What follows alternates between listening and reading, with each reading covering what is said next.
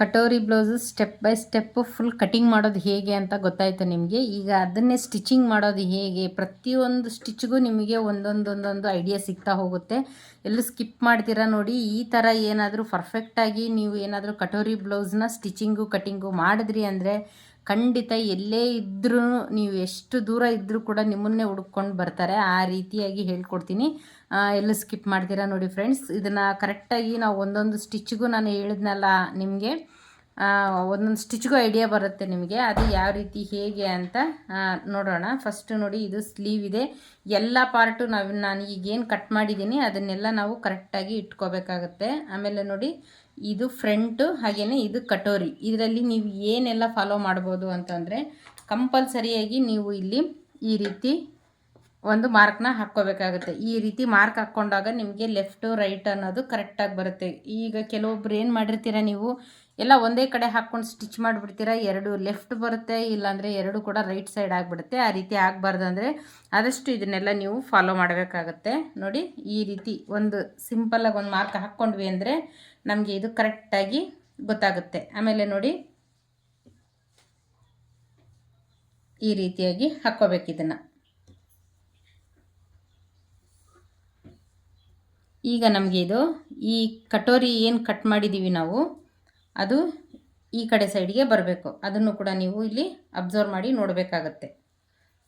ಆದಷ್ಟು ಈ ಥರ ಲೆಫ್ಟು ರೈಟ್ನ ಕರೆಕ್ಟಾಗಿ ಫಾಲೋ ಮಾಡಬೇಕಾಗತ್ತೆ ನೀವು ಕೂಡ. ನೋಡಿ, ಈ ಮಾರ್ಕ್ ಎರಡು ನನಗೆ ಉಲ್ಟಾ ಹಾಕ್ಕೊಂಡಿದ್ದೀನಿ ನೋಡಿ. ಈಗ ನಾನು ಇದನ್ನು ಫಸ್ಟಿಗೆ ಏನು ಮಾಡಬೇಕು, ಈ ರೀತಿ ಹಾಕ್ಕೊಂಡಿರ್ತೀವಲ್ಲ, ಇದನ್ನು ನಾವು ಈ ರೀತಿ ಇಲ್ಲಿ ಜಾಯಿಂಟ್ ಮಾಡ್ಕೊತ ಹೋಗಬೇಕು. ಅದು ಕರೆಕ್ಟಾಗಿ ಜಾಯಿಂಟ್ ಮಾಡ್ಕೊಳ್ಳೋಣ. ಈಗ ಇದನ್ನು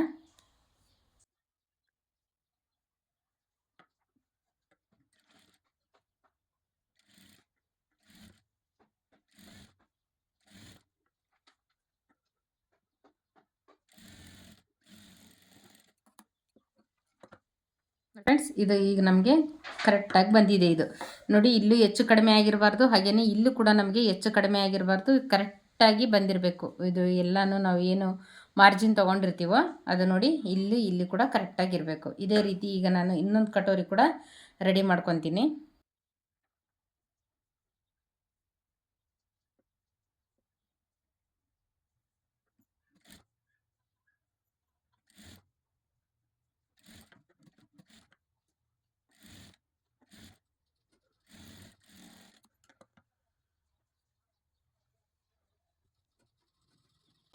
ನೋಡಿ, ನಮಗೆ ಎರಡು ಕೂಡ ಕರೆಕ್ಟಾಗಿ ಲೆಫ್ಟು ರೈಟು ಕರೆಕ್ಟಾಗಿ ಬಂದಿದೆ. ಇದೇ ರೀತಿಯೇ ಸ್ಟಿಚ್ ಹಾಕ್ಕೋಬೇಕು. ಇದು ಸ್ಟಿಚಿಂಗ್ ಮಾರ್ಜಿನ್ ಬಂದು ನೀವು 1/2 ಇಂಚಿಗೆ ಹಾಕ್ಕೋಬೇಕಾಗತ್ತೆ. ನೋಡಿ, ಇದರಲ್ಲಿ ನನಗೆ ಮೇನ್ ಪೀಸಲ್ಲಿ ಒಂದು ಪೀಸ್ ಮಾತ್ರ ಸಿಕ್ಕಿದೆ. ಇದು ಸೇಮ್ ಕಲರಲ್ಲಿ ನಾನು ಬೇರೆ ಬಟ್ಟೆನ ತೊಗೊಂಡಿದ್ದೀನಿ, ಕ್ರಾಸ್ ಬೆಲ್ಟ್ಗೆ ಸಾಲದೇ ಇರೋದಕ್ಕೆ. ನೋಡಿ, ಎರಡು ಕಡೆ ಕೂಡ ಅಷ್ಟೇ ಅದೇ ಥರನೇ ಇದಕ್ಕಾದ್ರೂ ಅಷ್ಟೇ. ನಾವು ನೋಡಿ, same to same left right ಬರೋ ಥರನೇ ಹಾಕ್ಕೋಬೇಕು. ನೋಡಿ, ಈ ರೀತಿಯಾಗಿ ಅಪೋಸಿಟ್ನೇ ಹಾಕ್ಕೊಂಡು ಸ್ಟಿಚಿಂಗ್ನ ಮಾಡ್ಕೋಬೇಕು. ಅದು ಕೂಡ 1/2 ಇಂಚು ಮಾರ್ಜಿನ್ಗೆ ಸ್ಟಿಚ್ನ ಹಾಕ್ಕೊತೀನಿ ನಾನು.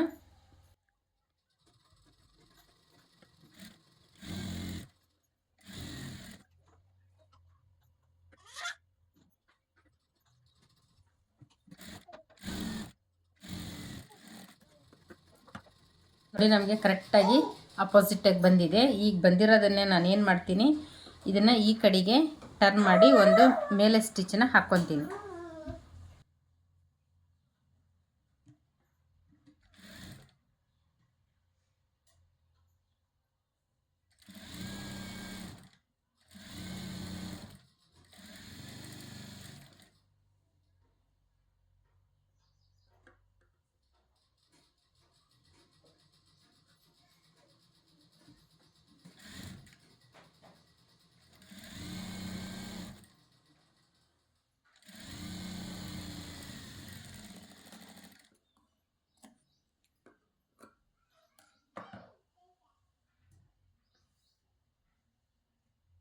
ನೋಡಿ, ಇಷ್ಟು ಆದಮೇಲೆ ನಾವು ಡೈರೆಕ್ಟಾಗಿ ಇದನ್ನು ಹೀಗೆ ಅಟ್ಯಾಚ್ ಮಾಡಬಾರ್ದು ಯಾವುದೇ ಕಾರಣಕ್ಕೂ. ಈಗ ನಾನೇನು ಮಾಡಬೇಕು, ಇದನ್ನು ಒಂದ್ರ ಮೇಲೆ ಒಂದು ಈ ರೀತಿ ಇಟ್ಕೋಬೇಕಾಗತ್ತೆ ಕರೆಕ್ಟಾಗಿ. ನೀವು ಬಿಗಿನರ್ಸ್ ಆಗಿದ್ದರೂ ಅಷ್ಟೇ, ನೀವು ಆಲ್ರೆಡಿ ಫುಲ್ ಕರೆಕ್ಟಾಗಿ ಸ್ಟಿಚ್ ಮಾಡ್ತೀನಿ ಅಂದರೂ ಕೂಡ ಇಂಥದನ್ನೆಲ್ಲ ನೀವು ಫಾಲೋ ಮಾಡಲೇಬೇಕಾಗುತ್ತೆ. ನೋಡಿ ಈ ಥರ ಒಂದ್ರ ಮೇಲೆ ಒಂದು ಇಟ್ಕೊಂಡು ನಾವು ಇದನ್ನ ಕಟ್ ಮಾಡಿದಾಗ ಏನಾಗುತ್ತೆ, ಎರಡೂ ಕೂಡ ಒಂದೇ ಮೆಜರ್ಮೆಂಟಲ್ಲಿ ಬರುತ್ತೆ. ಇಲ್ಲಾಂದರೆ ಏನಾಗುತ್ತೆ, ಒಂದು ಕಡೆ ಉದ್ದ ಒಂದು ಕಡೆ ಗಿಡ್ಡ ಈ ರೀತಿ ಆಗೋ ಚಾನ್ಸ್ ಇರುತ್ತೆ.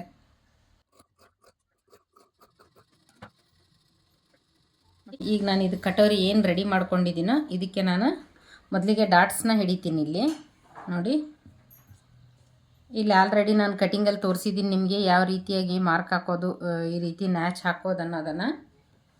ಆ ನ್ಯಾಚ್ ಪ್ರಕಾರನೇ ನಾನೀಗ ಹಿಡಿತೀನಿ ಇದನ್ನು, ಡಾಟ್ಸ್ನ. Starting rough ಹಾಕ್ಕೋಬೇಕಾಗತ್ತೆ. ಇದು ಉದ್ದ ಎಷ್ಟು ಇಂಚು ಅಂತ ನಾವು ಇಲ್ಲಿ ಮಾರ್ಕ್ನ ಮಾಡ್ಕೋಬೇಕಾಗತ್ತೆ. ನಾನು ಇದು ಉದ್ದ ಬಂದು 3.5 ಇಂಚಿಗೆ ತೊಗೊತಾ ಇದ್ದೀನಿ, ಯಾಕೆಂದರೆ 40 ಸೈಜ್ ಆಗಿರೋದ್ರಿಂದ 3.5 ಇಂಚಿಗೆ ನಾನು ಸ್ಟಿಚ್ಚನ್ನ ಹಾಕ್ಕೊತೀನಿ. ನೋಡಿ,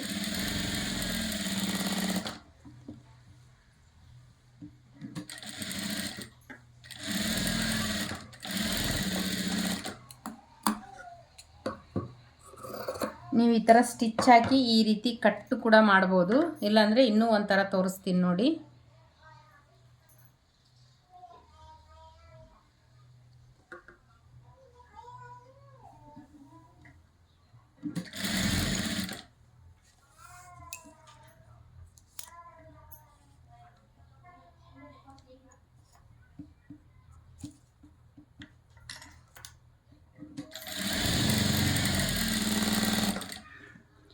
ಇಲ್ಲಿ ಮಾತ್ರ ಯಾವ ಕಾರಣಕ್ಕೂ ನೀವು ರಫ್ ಹಾಕಬಾರ್ದು. ಇಲ್ಲಿ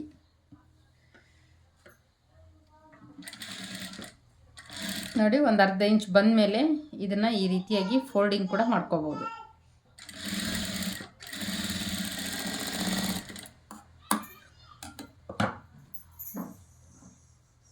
ನೋಡಿ, ಈ ರೀತಿಯಾಗಿ ನಮಗೆ ಪರ್ಫೆಕ್ಟಾಗಿ ಕಟೋರಿ ಅನ್ನೋದು ಬರುತ್ತೆ. ಈ ರೀತಿ ಕಟೋರಿ ಬ್ಲೌಸ್ ನೀವು ಸ್ಟಿಚ್ ಮಾಡಿದ್ರಿ ಅಂದರೆ ಹೇಳ್ತೀನಲ್ಲ, ಖಂಡಿತ ನೀವೆಲ್ಲಿದ್ದರೂ ನಿಮ್ಮನ್ನೇ ಹುಡ್ಕೊಂಡು ಬರ್ತಾರೆ, ಅಷ್ಟು ನೀಟಾಗಿ ಬರುತ್ತೆ ಇದು ಫಿಟ್ಟಿಂಗ್. ನೋಡಿ, ಈಗ ಇಲ್ಲೇನಿದೆ ಇದು ಕರೆಕ್ಟ್ ಇರಬೇಕು. ಇದು ಮಾತ್ರ 1/4 ಇಂಚು ನಮಗೆ ಮುಂದೆ ಇರಬೇಕು. ಈ ಕ್ರಾಸ್ ಪಟ್ಟಿ ಪೀಸ್ ಏನಿದೆ ಇದು ಮಾತ್ರ 1/4 ಇಂಚು ಮುಂದೆ ಇರಬೇಕು. ಇದು ಕೂಡ ಒಂದೇ ಮಾರ್ಜಿನ್ ಇರಬೇಕು, ಅಂದರೆ ಒಂದೇ ಲೆವೆಲ್ಲಿಗೆ ಇರಬೇಕು. 1/2 ಇಂಚ್ ಮಾರ್ಜಿನಲ್ಲಿ ಇದನ್ನು ಸ್ಟಿಚ್ನ ಹಾಕ್ಕೋಬೇಕಾಗುತ್ತೆ. ಎರಡು ಕಡೆ ಕೂಡ ನಾನು ಸೇಮ್ ಇದೇ ರೀತಿಯಾಗಿ ಸ್ಟಿಚ್ನ ಹಾಕ್ಕೊತೀನಿ.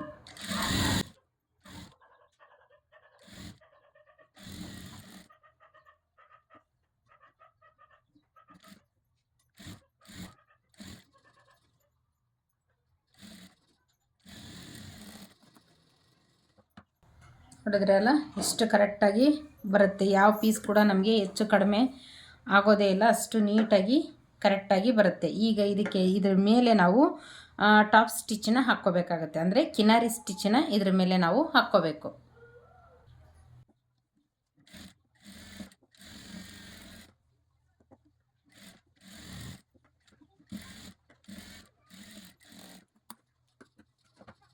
ನೋಡಿದ್ರೆ ಅಲ್ಲ, ನಾನು ಕರೆಕ್ಟಾಗಿ ಇಲ್ಲಿ ಟಾಪ್ ಸ್ಟಿಚ್ಚನ್ನ ಹಾಕಿದ್ದೀನಿ. ಹಾಕಿದಾಗ ನಮಗೆ 2 ಸ್ಟಿಚ್ ಕೂಡ ಈ ರೀತಿಯಾಗಿ ಕಾಣಿಸ್ಬೇಕಿದು.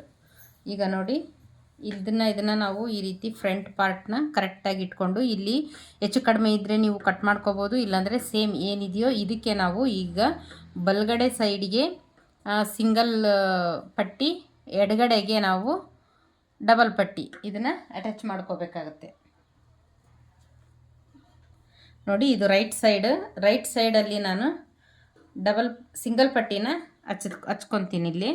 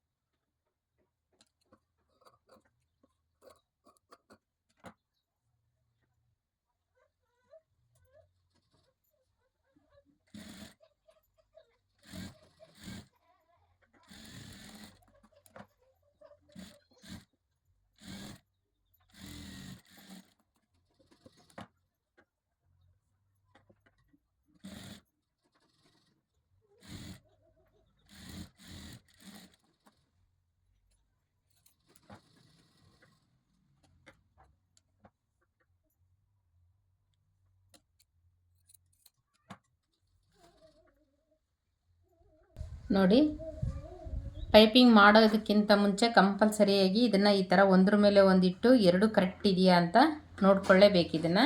ಈಗ ಫ್ರಂಟ್ ಪಾರ್ಟು ರೆಡಿಯಾಗಿದೆ ನಮಗೆ. ಈಗ ಬ್ಯಾಕ್ ಪಾರ್ಟು ಕೂಡ ರೆಡಿ ಮಾಡ್ಕೊಳ್ಳೋಣ. ಬ್ಯಾಕ್ ಪಾರ್ಟಲ್ಲಿ ಫಸ್ಟಿಗೆ ಏನು ಮಾಡಬೇಕು ಅಂತಂದರೆ ಡಾಟ್ಸ್ನ ಇಟ್ಕೋಬೇಕಾಗತ್ತೆ ನಾವು. ಕಂಪಲ್ಸರಿ ಅದು ಡಾಟ್ಸ್ ಹಿಡಿದ್ಬಿಟ್ಟೆ ನಾವು ಬೆನ್ಪಟ್ಟಿನ ಹಚ್ಚಬೇಕು. ನೋಡಿ, ನಾನು ಆಲ್ರೆಡಿ ಇಲ್ಲಿ ಮಾರ್ಕ್ನ ಮಾಡಿದ್ದೀನಿ. ಇದೇ ಮೆಜರ್ಮೆಂಟಿಗೆ ನಾನಿಲ್ಲಿ ಈ ಡಾಟ್ಸ್ನ ಕೂಡ ಹಿಡಿತೀನಿ. ಅರ್ಧ ಇಂಚ್ ಅಗಲ, ಉದ್ದ ಇಲ್ಲಿ ಎಷ್ಟು ಮಾರ್ಕ್ ಮಾಡಿದ್ದೀನಿ, 4 ಇಂಚ್ ಮಾರ್ಕ್ ಮಾಡಿದ್ದೀನಲ್ಲ, ಅದಕ್ಕೆ ನಾನು ಈ ಡಾಟ್ಸ್ನ ಹಿಡಿತೀನಿ.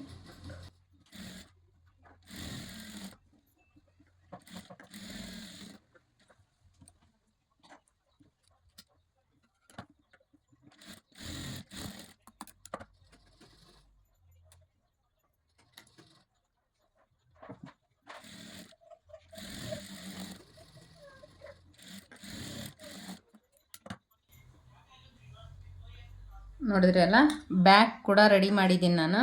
ಈ ಬ್ಯಾಕ್ ಪಾರ್ಟಲ್ಲಿ ನಾವು ಡಾಟ್ಸ್ ಹಿಡಿಬೇಕಿದ್ರೆ ಎರಡು ಕಂಪಲ್ಸರಿ ಕರೆಕ್ಟಾಗಿ ಉದ್ದ ಇರಬೇಕು. ಒಂದು ಹೆಚ್ಚು ಒಂದು ಕಡಿಮೆ ಖಂಡಿತ ಯಾವ ಕಾರಣಕ್ಕೂ ಇರಬಾರ್ದು. ಇದು ನೋಡಿ, ಈ ರೀತಿಯಾಗಿ ಎರಡು ಪೀಸ್ ಅಂದ್ರೇನು ಡಾಟ್ಸ್ ಏನು ಹಿಡಿದಿರ್ತೀವಿ ಎರಡು ಕೂಡ ಒಂದೇ ಲೆವೆಲಿಗೆ ಇರಬೇಕು. ಈಗ ಇದಕ್ಕೆ ನಾನು ಬೆನ್ ಪಟ್ಟಿನ ಅಟ್ಯಾಚ್ ಮಾಡ್ಕೊತೀನಿ. ಈ ಬೆನ್ ಪಟ್ಟಿನೂ ಅಷ್ಟೇ ಫ್ರೆಂಡ್ಸ್, ಇದು ನನಗೆ ಇದರಲ್ಲಿ ಬಟ್ಟೆ ಸಾಲಿಲ್ಲ, ಇದು ಬೇರೆ ಕಲರಲ್ಲಿ ತೊಗೊಂಡಿದ್ದೀನಿ ನಾನು. ಇದು 3 ಇಂಚ್ ಅಗಲಕ್ಕೆ ತೊಗೊಂಡಿದ್ದೀನಿ. ಇಲ್ಲಿ ಸ್ಟಿಚ್ ಮಾಡಬೇಕಿದ್ರೆ ನಾವು ಒಂದು 1/2 ಇಂಚ್ವರೆಗೂ ಈ ಕಡೆ ಸೈಡ್ ಬಿಡಬೇಕಾಗತ್ತೆ ಇದನ್ನು.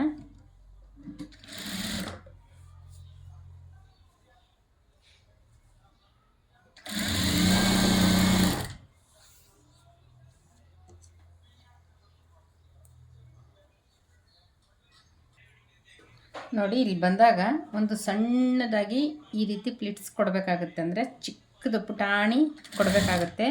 ಇದನ್ನು ನೀವು ಬ್ಯಾಕಲ್ಲಿ ಎಷ್ಟು ಎಕ್ಸ್ಟ್ರಾ ತೊಗೊಂಡಿರ್ತೀರೋ ಅಷ್ಟಕ್ಕೆ ಕರೆಕ್ಟಾಗಿ ಸ್ಟಿಚ್ನ ಹಾಕ್ಕೋಬೇಕು. ಇಲ್ಲಾಂದರೆ ಫ್ರಂಟ್ಗೂ ಬ್ಯಾಕ್ಗೂ ಹೆಚ್ಚು ಕಡಿಮೆ ಆಗೋ ಚಾನ್ಸ್ ಇರುತ್ತೆ. ಆದಷ್ಟು ನೋಡಿಕೊಂಡು ಈ ಬೆನ್ಪಟ್ಟಿನ ಅಟ್ಯಾಚ್ ಮಾಡ್ಕೋಬೇಕು ನೀವು. ಆಮೇಲೆ ನೋಡಿ, ಈ ಕಡೆ ಸೈಡ್ ಬಂದಾಗೂ ಕೂಡ ಇಲ್ಲಿ ಚಿಕ್ಕದಾಗಿ ಒಂದು ಅಂದ್ರೇನು ಈ ಡಾಟ್ಸ್ ಹಿಡ್ದಿರ್ತೀವಲ್ಲ ಆ ಜಾಗದಲ್ಲಿ ಒಂದು ಚಿಕ್ಕದಾಗಿ ಕೊಡೋದ್ರಿಂದ ಏನಾಗುತ್ತೆ, ಕರೆಕ್ಟಾಗಿ ಬರುತ್ತೆ ಇದು.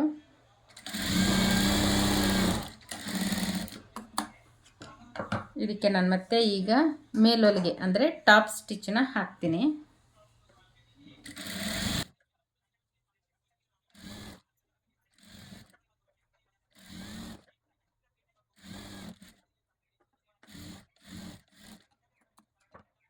ನೋಡಿ, ಈ ರೀತಿ ಆದಮೇಲೆ ಈಗ ಇದನ್ನು ಕರೆಕ್ಟಾಗಿ ಈ ರೀತಿ ಫೋಲ್ಡಿಂಗ್ ಮಾಡಿಕೊಂಡು ಇಲ್ಲಿ ಫುಲ್ಲು ಎಡ್ಜಿಗೆ ಹಾಕಬಾರ್ದು, ಒಂದು ಪಾಯಿಂಟ್ ಬಿಟ್ಟು ಹಾಕಬೇಕು. ಯಾಕೆಂದರೆ ನಾವು ಹೆಮ್ಮಿಂಗ್ ಹಾಕೋದಕ್ಕೆ ನೀವೇನಾದರೂ ಎಡ್ಜಿಗೆ ಸ್ಟಿಚ್ ಹಾಕಿದ್ರೆ ಅಂದರೆ ಹೆಮ್ಮಿಂಗ್ ಹಾಕೋದಕ್ಕೆ ಪ್ರಾಬ್ಲಮ್ ಆಗುತ್ತೆ. ಹಾಗಾಗಿ ಒಂದು ಪಾಯಿಂಟ್ ಅಷ್ಟು ಬಿಟ್ಟು ಇಲ್ಲಿ ಸ್ಟಿಚ್ಚನ್ನ ಹಾಕ್ಕೋಬೇಕಾಗತ್ತೆ.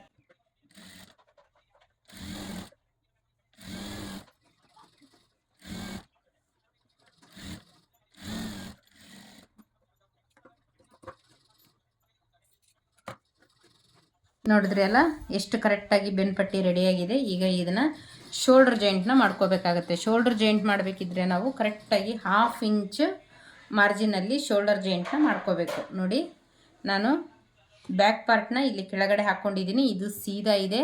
ಈ ಸೀದಾ ಮೇಲೆ ನಾನು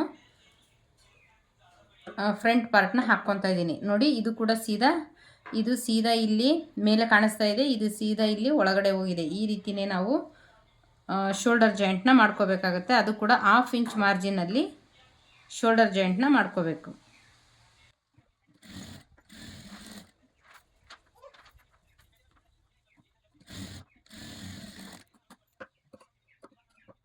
ನೋಡಿದ್ರಲ್ಲ, ನಾನು ಶೋಲ್ಡರ್ ಜಾಯಿಂಟ್ ಕೂಡ ಮಾಡ್ಕೊಂಡಿದ್ದೀನಿ. ಈಗ ಪೈಪಿಂಗ್ನ ಅಟ್ಯಾಚ್ ಮಾಡ್ಕೋಬೇಕು. ಪೈಪಿಂಗ್ನ ತುಂಬ ವಿಡಿಯೋಗಳಲ್ಲಿ ನಾನು ತೋರಿಸಿದ್ದೀನಿ ಫ್ರೆಂಡ್ಸ್, ಯಾವ ರೀತಿ ಅಂತ. ಒಂದು ವಿಡಿಯೋದಲ್ಲಿ ನಿಮಗೆ ಪೈಪಿಂಗ್ ಬಗ್ಗೆನೇ ಒಂದು ವಿಡಿಯೋ ಮಾಡಿದ್ದೀನಿ, ಅದನ್ನು ನೋಡಿ. ಇದನ್ನ ಯಾವ ರೀತಿ ಈ ಥರ ರೆಡಿ ಮಾಡ್ಕೊಳ್ಳೋದು ಅನ್ನೋದೆಲ್ಲ ಇದೆ ಅದರಲ್ಲಿ ನೋಡಿ. ಈಗ ನಾನು ಇದನ್ನು ಕ್ರಾಸಾಗಿ 1/4 ಇಂಚಿಗೆ ಕಟ್ ಮಾಡಿದ್ದೀನಿ. ಈ ಕಟ್ ಮಾಡಿರೋ ಪೀಸ್ನ ನಾನು ಈಗ ಇದಕ್ಕೆ ಅಟ್ಯಾಚ್ ಮಾಡ್ಕೊತೀನಿ.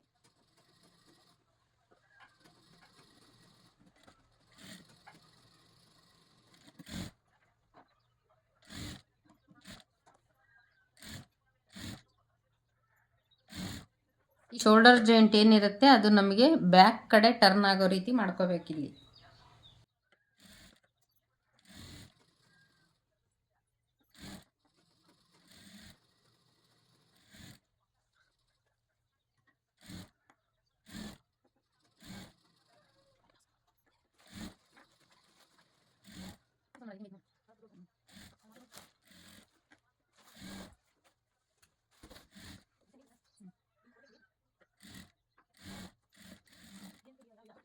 ನೋಡಿದ್ರಲ್ಲ, ಇದನ್ನು ನಾನು ಈ ರೀತಿ ಅಟ್ಯಾಚ್ ಮಾಡ್ಕೊಂಡಿದ್ದೀನಿ. ನಮಗೆ ಆದಷ್ಟು ಈ ಬೆನ್ನು ಪಟ್ಟಿ ಏನಿರುತ್ತೆ ಬೆನ್ನು ಕಡೆನೇ ನಮಗೆ ಈ ಶೋಲ್ಡರ್ ಜಾಯಿಂಟ್ ಅನ್ನೋದು ಟರ್ನ್ ಆಗಬೇಕು. ಈಗ ಇದನ್ನು ಫಿನಿಶಿಂಗ್ ಮಾಡ್ಕೊಳ್ಳೋಣ. ನೋಡಿ, ಈಗ ಇದನ್ನು ಕರೆಕ್ಟಾಗಿ ಇದು ಈ ಕಡೆ ಟರ್ನ್ ಆಗಿರಬೇಕು, ಪೈಪಿಂಗ್ ಪೀಸಿನ ಕಡೆ. ಇಲ್ಲಿ ಎಕ್ಸ್ಟ್ರಾ ಬಿಟ್ಟಿರೋ ಒಂದು ಅರ್ಧ ಇಂಚ್ ಇದೆಯಲ್ಲ, ಅದನ್ನು ಈ ಥರ ಫೋಲ್ಡಿಂಗ್ ಮಾಡಿಕೊಂಡು ಈ ರೀತಿ ಪೈಪಿಂಗ್ನ ಮಾಡ್ಕೋಬೇಕು. ಇದು ಎಷ್ಟು ನೀಟಾಗಿ ಬರುತ್ತೆ, ಒಂದು ಕಡೆ ದಪ್ಪ ಒಂದು ಕಡೆ ಸಣ್ಣ ಬರೋದೇ ಇಲ್ಲ. ಈ ರೀತಿಯಾಗಿಯೇ ಫೋಲ್ಡಿಂಗ್ ಮಾಡ್ಕೋಬೇಕಾಗತ್ತೆ.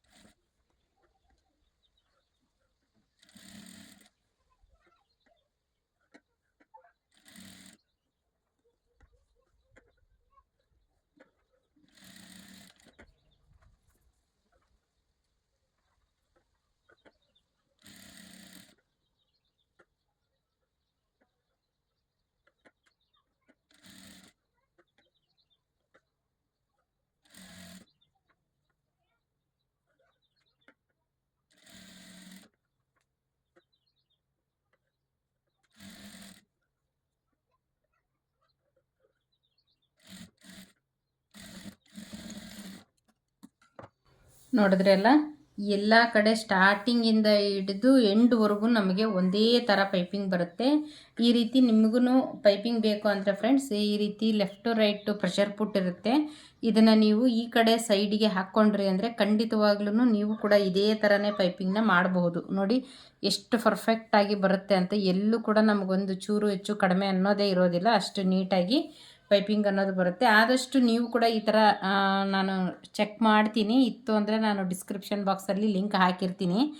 ಬೇಕಿದ್ದರೆ ನೀವು ಈ ಥರ ಪೈಪಿಂಗ್ ಬೇಕು ಅಂದರೆ ಈ ಥರ ಲೆಫ್ಟ್ ರೈಟ್ ಪ್ರೆಷರ್ ಪುಟ್ನ ಅಂದರೆ 3 in 1 ಬರುತ್ತೆ. ಇದನ್ನು ಹಾಕಬೇಕಾಗುತ್ತೆ ನೀವು. ಈಗ ನೋಡಿ ಫ್ರೆಂಡ್ಸ್, ಈಗ ಇದು ಎಲ್ಲ ಆಲ್ಮೋಸ್ಟ್ ನಮಗೆ ಒಂದು ಅರ್ಧ ಭಾಗ ರೆಡಿ ಆಯಿತು. ಈಗ ಇದಕ್ಕೆ ನಾನು ಸ್ಲೀವ್ನ ಅಟ್ಯಾಚ್ನ ಮಾಡ್ಕೋಬೇಕಾಗತ್ತೆ. ನೋಡಿ, ನಾವು ಸ್ಲೀವ್ ಅಟ್ಯಾಚ್ ಮಾಡಬೇಕಿದ್ರೆ ಈ ರೀತಿ ಫ್ರಂಟಲ್ಲಿ ನ್ಯಾಚ್ ಹಾಕಿರ್ತೀವಲ್ಲ, ಅದು ಫ್ರಂಟ್ ಸೈಡಿಗೆ ಬರಬೇಕು. ನೋಡಿಕೊಂಡು ನೀವು ಅದನ್ನು ಅಟ್ಯಾಚ್ ಮಾಡಬೇಕಾಗುತ್ತೆ. ನಾನು ಫ್ರೆಂಡ್ಸ್ ತುಂಬ ವಿಡಿಯೋಗಳಲ್ಲಿ ನಿಮಗೆ ಸ್ಲೀವ್ ಅಟ್ಯಾಚ್ ಮಾಡೋದು ತುಂಬ ವಿಡಿಯೋಗಳಲ್ಲಿ ತೋರಿಸ್ಕೊಟ್ಟಿದ್ದೀನಿ. ನಾನು ಈಗ ಡೈರೆಕ್ಟಾಗಿ ನಾನು ಸ್ಲೀವ್ನ ಅಟ್ಯಾಚ್ ಮಾಡ್ಕೊತೀನಿ. ನೋಡಿ, ಇದಕ್ಕೂ ಅಷ್ಟೇ ನಾವು ಕರೆಕ್ಟ್ 1/2 ಇಂಚ್ ಮಾರ್ಜಿನಲ್ಲಿನೇ ಸ್ಲೀವ್ನ ಅಟ್ಯಾಚ್ ಮಾಡ್ಕೋಬೇಕಾಗತ್ತೆ. ನೋಡಿ,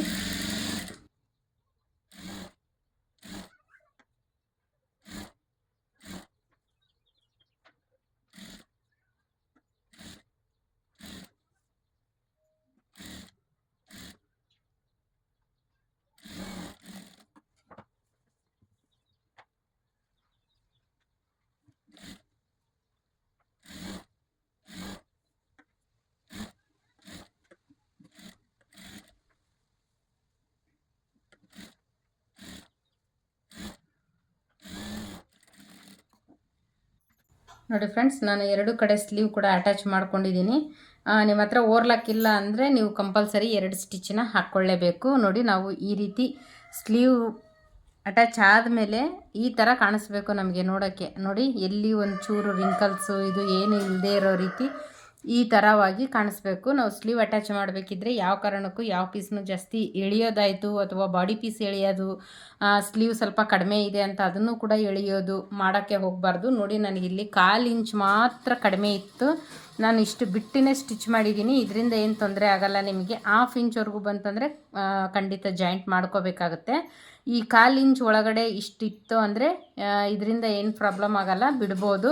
ಇದನ್ನು ನಾನು ಏನಾದರೂ ಇಷ್ಟಕ್ಕೆ ಇದ್ರ ಸರಿಗೆ ಇಟ್ಕೊಂಡು ಈ ಪೀಸ್ನ ಸ್ಲೀವ್ ಕಡಿಮೆ ಇದೆ ಅಂತ 1/4 ಇಂಚ್ ಏನಾದರೂ ಎಳೆದು ಹಚ್ಚಿದ್ನಂದರೆ ಖಂಡಿತವಾಗ್ಲೂ ಅದು ನೀಟಾಗಿ ಕಾಣಿಸೋದಿಲ್ಲ.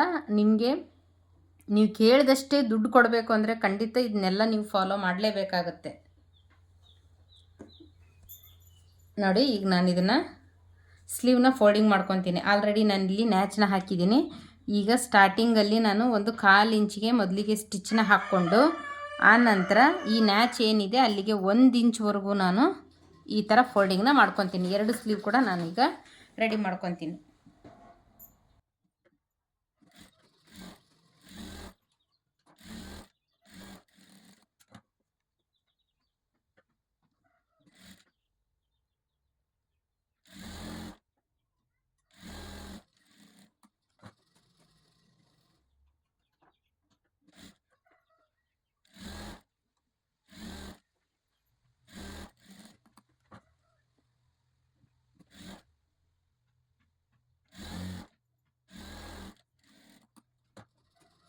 ನೋಡಿ ಫ್ರೆಂಡ್ಸ್, ಈಗ ನಾನು ಸೈಡ್ ಫಿಟ್ಟಿಂಗ್ನ ಮಾಡ್ಕೊತೀನಿ. ನಿಮಗೆ ಸೈಡ್ ಫಿಟ್ಟಿಂಗಲ್ಲಿ ಇಂಪಾರ್ಟೆಂಟ್ ಸೀಕ್ರೆಟ್ ಟಿಪ್ಸ್ ಒಂದು ಹೇಳ್ಕೊಡ್ತೀನಿ.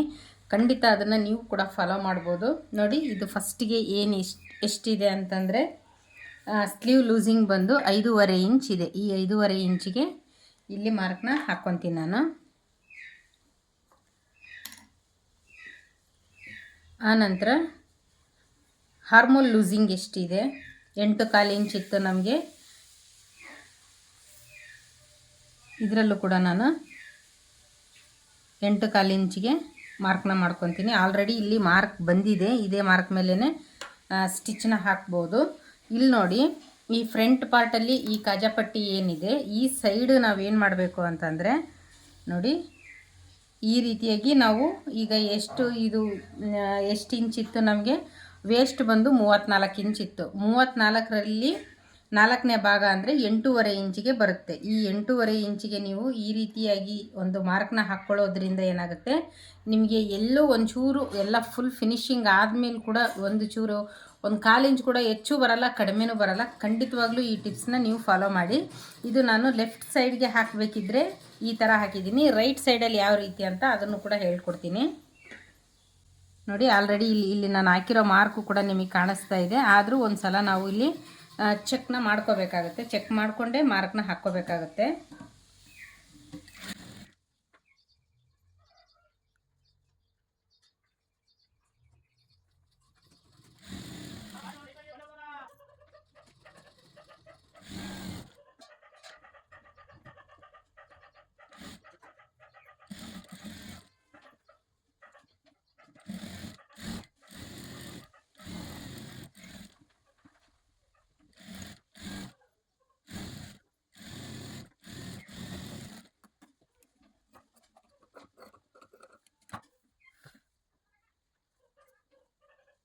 ಫ್ರೆಂಡ್ಸ್, ಇಲ್ಲಿ ನಮಗೆ ಕರೆಕ್ಟಾಗಿ ಪ್ಲಸ್ ಮಾರ್ಕ್ ಕೂಡ ಬಂದಿದೆ. ಈ ರೀತಿಯಾಗಿಯೇ ಫಿನಿಶಿಂಗ್ ಮಾಡಿದಾಗ ನಮಗೆ ಕರೆಕ್ಟಾಗಿ ಬರಬೇಕು. ಆಮೇಲೆ ಈ ರೀತಿ ಹಿಡಿದು ನೋಡಿದಾಗ ಇದು ಕೂಡ ಇಲ್ಲಿ ಹೆಚ್ಚು ಕಡಿಮೆ ಇರಬಾರ್ದು, ಇದು ಕೂಡ ಕರೆಕ್ಟಾಗಿರಬೇಕು, ಇಲ್ಲಿ ಕೂಡ ಕರೆಕ್ಟಾಗಿರಬೇಕು. ಈ ರೀತಿ ಇದ್ದಾಗ ನಮಗೆ ಸೈಡ್ ಫಿಟ್ಟಿಂಗಲ್ಲಿ ತುಂಬಾ ಕರೆಕ್ಟಾಗಿ ಬರುತ್ತೆ. ಯಾವುದೇ ರೀತಿ ಆಲ್ಟ್ರೇಷನ್ ಅನ್ನೋದೇ ಬರೋದಿಲ್ಲ. ನೋಡಿ, ಫಿಟ್ಟಿಂಗ್ ಮಾಡ್ತಾಯಿದ್ದೀನಿ. ರೈಟ್ ಸೈಡ್ಗೆ ಫಿಟ್ಟಿಂಗ್ ಮಾಡಬೇಕಿದ್ರೆ ನೋಡಿ,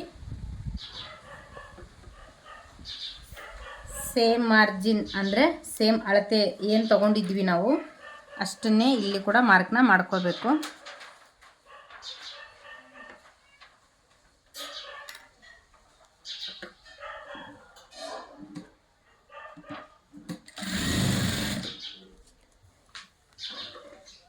ನೋಡಿ ಫ್ರೆಂಡ್ಸ್, ಇಲ್ಲಿ ನೀವು 1/2 ಇಂಚು ಬಿಟ್ಟು ಇಲ್ಲಿ ಮಾರ್ಕ್ನ ಮಾಡ್ಕೋಬೇಕಾಗತ್ತೆ. ನೋಡಿ, ಈ 1/2 ಇಂಚ್ ಏನಿದೆ ಇದನ್ನು ಬಿಟ್ಟು ನೀವು 8.5 ಇಂಚ್ ಏನು ಬರುತ್ತೆ ಅಷ್ಟಕ್ಕೆ ನೀವು ಇಲ್ಲಿ ಮಾರ್ಕ್ನ ಮಾಡ್ಕೋಬೇಕಾಗತ್ತೆ. ಈ ರೀತಿ ಮಾರ್ಕ್ನ ಮಾಡ್ಕೊಂಡಾಗ ನಿಮಗೆ ಸೈಡ್ ಫಿಟ್ಟಿಂಗ್ ಎಲ್ಲ ಮುಗಿದ ಮೇಲೆ ಕೂಡ ನಾನು ತೋರಿಸ್ತೀನಿ ನೋಡಿ, ಒಂಚೂರು ಹೆಚ್ಚು ಕಡಿಮೆನೇ ಬರೋದಿಲ್ಲ, ಕರೆಕ್ಟಾಗಿ ಬರುತ್ತೆ.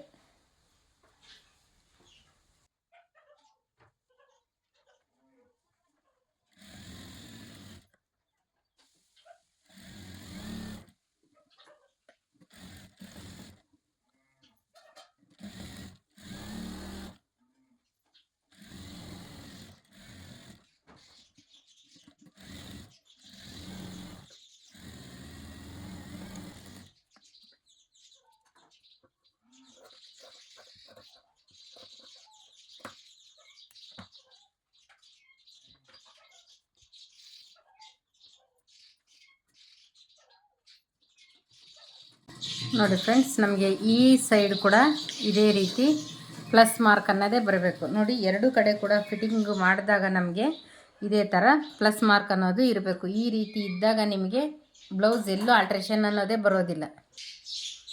ಇದು ಎಲ್ಲ ಟಿಪ್ಸ್ನ ನೀವು ಫಾಲೋ ಮಾಡಿ ಖಂಡಿತ ಸ್ಟಿಚಿಂಗ್ ಮಾಡಿದಾಗ ನಿಮಗೆ ಎಲ್ಲ ಟೈಲರ್ಸ್ಗಿಂತ ಒಂದು 50 ರೂಪಾಯಿ ಜಾಸ್ತಿ ಕೇಳಿದ್ರು ಕೂಡ ಕಣ್ಣು ಮುಚ್ಕೊಂಡು ಕೊಡ್ತಾರೆ. ಅಷ್ಟು ಈ ಫಿಟ್ಟಿಂಗ್ ಅನ್ನೋದು ಪರ್ಫೆಕ್ಟಾಗಿ ಬರುತ್ತೆ.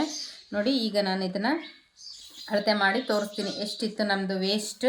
34 ಇಂಚ್ ಇತ್ತು. 34 ಇಂಚ್ ನೋಡಿ, ಈ ಥರ.